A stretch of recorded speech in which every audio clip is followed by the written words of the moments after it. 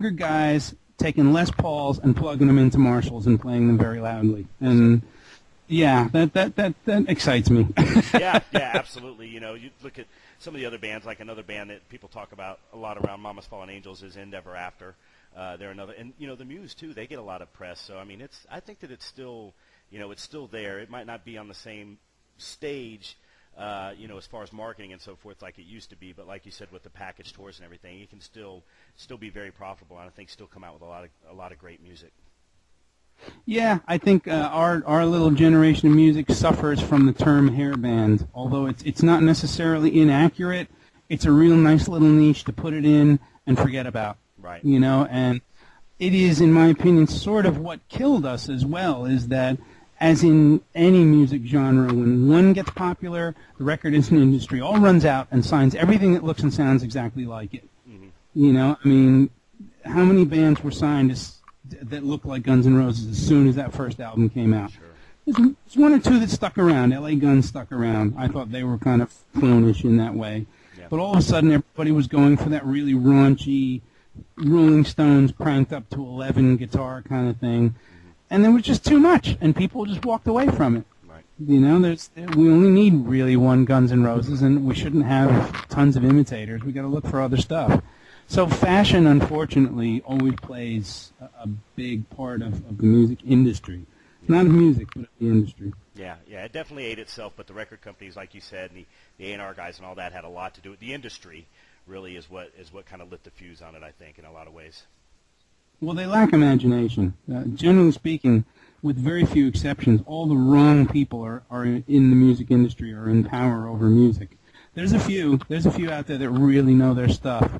But I think the days of the really great ones, you know, the Mo Austins, the David Geffens, the guys who really sought bands out and said, oh, this will really work. Yeah, they don't do anything anymore. They sit and they read demographics. And they go, oh, look, here's a band. Who are these guys? They seem to be generating a lot of airplay in Mississippi. Let's find out who they are, and if they've already made an album, we'll sign them. Yeah, you know, absolutely. Yeah. There's no development anymore. Yeah, I mean, look how if you look historically, how long did it take bands like Iron Maiden or Judas Priest? How many albums did they have to make before they were a big band? At least 4. Yeah. You don't get that kind of option anymore. I think, you know, and obviously you know more about it than I do, Danny, but I think, and looking at it is, you get, and you're kind of putting a sword to myself here because, you know, we are really web-oriented, but when you look at things like MySpace and YouTube, you know, a lot of bands go that route to, back when I was growing up, you know, and I was buying Taiketo CDs and things like that, and I was listening to the music, it was always, the guys that I knew from bands were always, if you get an A&R guy out or a record label guy out to your live show, to catch the live show, that was where it's at. Now even that's kind of taken away, Danny, it looks like. You know, now it's just they push a button and they download it off YouTube. I think something gets lost there because you're not really seeing how fans react to a band if you go that route. Absolutely. I mean, all the way back to the classic stuff. I've occasionally run into people. I'll give you an example. One of the stories Pete Way used to tell me all the way back in the Wasted days was how he went to the Marquee Club to see Jimmy Page's new band, Led Zeppelin. It was one of their first shows. Right. And he said he walked out of there with he said they tore his head off. Mm-hmm. And he said he walked out of there with a completely different idea about what rock and roll was. One show. When does that happen anymore? Sure. Yeah. It doesn't happen very often. Danny, is there anything you would like to say to our readers and listeners? We're going to put this in front of as many ears and eyes as we can. Something you want to say about the road less traveled, about the tour, about the Illegal Eagle stuff. We really want to kind of make this a commercial for what you're doing and the music you're putting out. So I want to kind of give you the opportunity to talk about that to our listeners. Well, if anything, I'm always bad. I'm so terrible at the old summation. But if anything, it's just that where you guys are at, you know, your viewers, your readers, and so many sites like you, this is the future, you know, and certainly we're glad that there's like-minded people out there doing this. I mean, I've been hearing about your site actually from my wife for quite a while now. She's been a member for a while. And I want to point out a first in the history of journalism, and I'm no journalist, as I've told you in our emails and things, Danny, but you don't know how bad I wanted to use that in with your wife to go, hey, could you get us an interview with Danny? But I never did, and that's a first in the history of journalism. I want to say that if I take one thing to my grave with me, I never pestered the hell out of Danny Vaughn's wife to get me an interview. So you're a man of integrity. That's going to go down with you. I like it.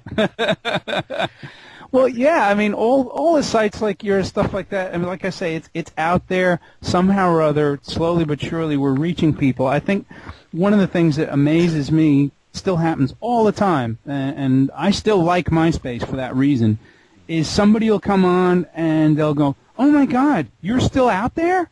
I have Don't Come Easy. I didn't know you were still." It's like, yeah, here's a list of about 9 other albums. Have some fun, So every time I get one of those, I'm grateful for the internet, because there's no way for us at our level, guys like me, Jeff Scott Soto, we're really reaching out at grassroots level. I call it door-to-door song sales, sure. And this is the only way we can do it. When I do an Illegal Eagles show, I got one of my solo albums out there for people to look at, and it's a whole nother audience. They don't know who I am. There's a few that do, but generally speaking, it's a slightly older crowd. And they're like, well, he was a pretty good singer. Let's hear what his album sounds like. That's the only way to do it anymore. So, all in all, I mean, we're just trying to. A lot of the guys like Jeff and me, this is all we know how to do. Right. I mean, I can do a few other things, but I'm fairly crappy at them. And right. So singing is something I got lucky with. And so really, we're just trying to dig in and keep making music. It did separate the men from the boys, this whole change, because there are a lot of guys who couldn't take not being famous anymore. Yeah. And, you don't see them. And to me, I quit for other reasons. I got really annoyed at the industry.